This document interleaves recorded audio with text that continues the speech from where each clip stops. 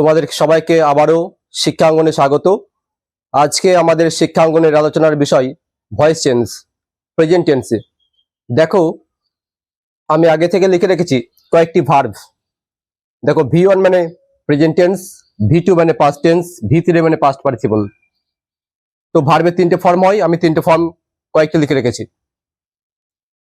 আজকে আমি তোমাদেরকে প্রেজেন্ট টেন্সে ভয়েস চেঞ্জ শেখাবো। আশা করি তোমরা বুঝতে পারবে দু একটা দেখলেই। আজকে পাস্ট টেন্সে ভয়েস চেঞ্জ করছি না, তবে মনে রেখে দিও অ্যাক্টিভ ভয়েস থেকে প্যাসিভ ভয়েসে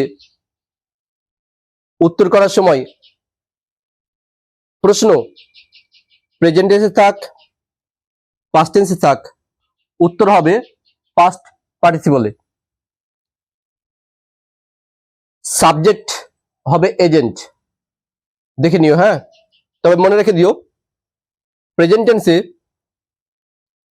অর্থাৎ V1 এর ক্ষেত্রে এম, ইজ, আর এগুলো বসবে। তো আমি একটা প্রশ্ন লিখছি, আশা করি বুঝতে পারবে। দেখো লিখি। হ্যাঁ, তার আগে বলি যে আই হলে মি হয়, দে হলে দেম হয়, হি হলে হিম হয়, সি হলে হার হয়, উই হলে আজ হয়,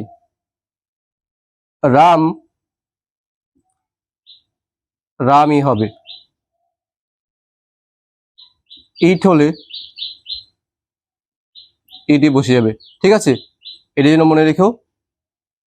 দেখো আমি লিখছি তাহলে, রাম রাইটস এ লেটার। দেখো অনেকের মনে মনে এই চিন্তা ভাবনার উদয় হবে যে কই প্রেজেন্ট ভার্বে তো এস নেই, তাহলে এখানে হলো কেন? মনে রেখে দিও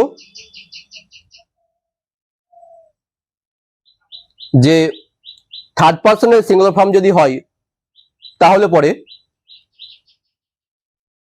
ভার্বের সঙ্গে ইএস বা এস যুক্ত হবে। Ram third person singular form, আমি বলছি দেখে নিও। I, me, my, mine, we, us, our, ours এই কটা হলো first person. You, your, yours second person.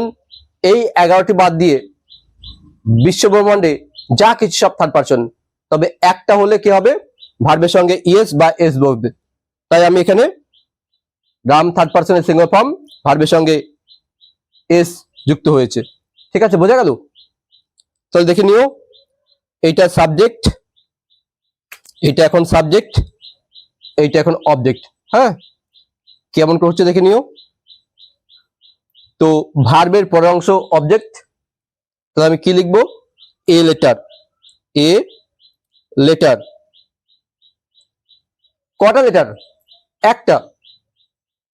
মনে রেখে দিও যে আই হলে এম বসবে। এখানে বেশি বেশি বলতে কি, যে একের অধিক হলে আর বসবে, আর একটাকে বোঝালে অর্থাৎ সিঙ্গুলার ফর্ম বোঝালে ইজ হবে। হ্যাঁ, তাহলে কি আছে দেখে নিও।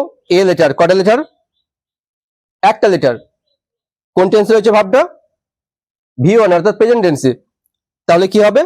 ইজ, কেননা আয়ের পাশে এম বসে। একের থেকে বেশি হলে যেমন দে, উই, আর বসবে।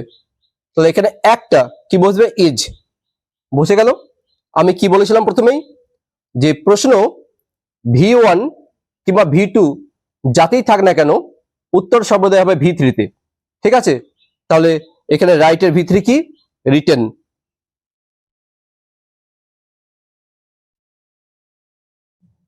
ঠিক আছে, বাই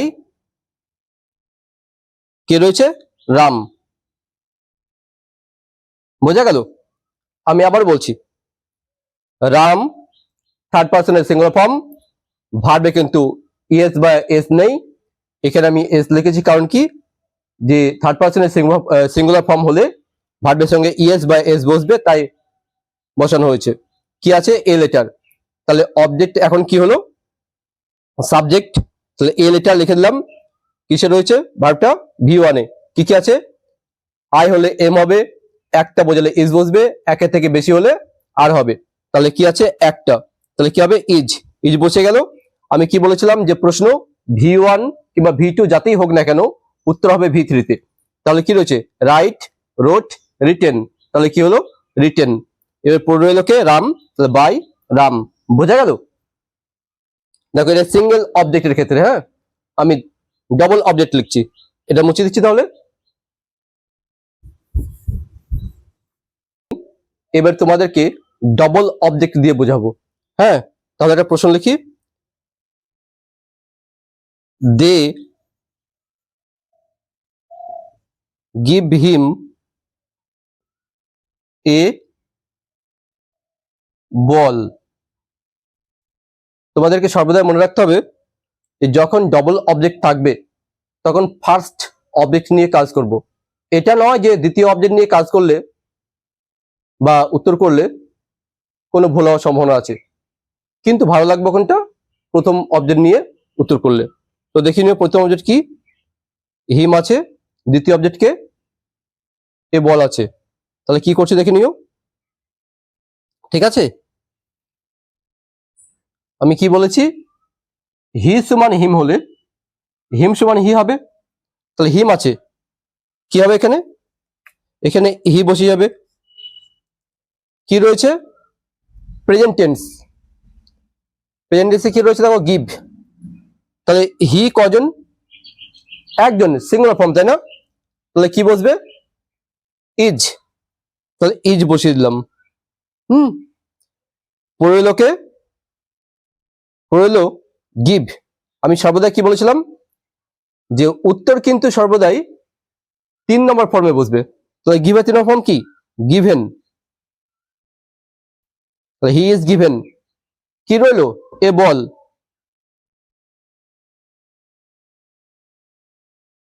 এবার কি বলা আছে, দে। দে সমান কি আছে, দেম। তাহলে বাই দেম। বোঝা গেল? আমি দ্বিতীয় অবজেক্টে উত্তর করছি, দেখে নিও।